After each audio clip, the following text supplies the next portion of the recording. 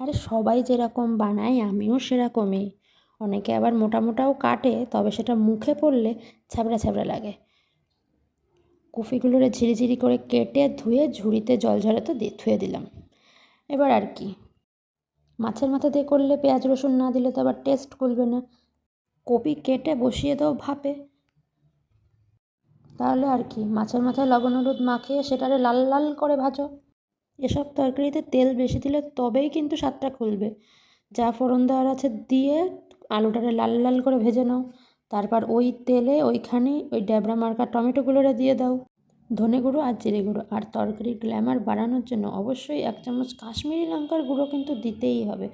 সব মশলা, গুঁড়ো মশলা দেওয়া হয়ে গেল, এবার দিয়ে দেবো আদা বাটা। আদা বাটা দিয়ে নেড়ে চেড়েই মশলাটা ভালোভাবে ভাজা ভাজা হয়ে গেলে, টমেটোটা আধখাঁচা হয়ে আসলে ওতেই দিয়ে দেবো মটরশুঁটি। 2 মিনিট নাড়লেই মটরশুঁটির চামড়া গুটিয়ে যাবে। বাঁধাকপিটা দিয়ে দাও। কপিটা ভাপ দিয়ে নিলে রান্না করতে বেশিক্ষণ সময় লাগে না, বরং মাখা মাখা হয়, টেস্ট বাড়ে। এবার মাথাটা দিয়ে এমন কষাও জলীয় ভাবটা শুকিয়ে গিয়ে মোটামুটি তেল তেলে ভাব হয়ে যাবে। কড়াইয়ের দেয়াল দেখলেই বোঝা যাবে বেশ তেল তেলে ভাব হয়ে গেছে, মানে রেডি। এবার গরম মশলা আর 2 চামচ ঘি দিয়ে নামিয়ে দাও। দেখো আমরা এভাবেই বানাই, তুমি এবার ভাত রুটি লুচি যেটা দিয়েই খাবার টেস্ট একদম ঝিঙ্কানাকা। মানে এটা একেবারেই সুপার টেস্ট হয়ে গেল।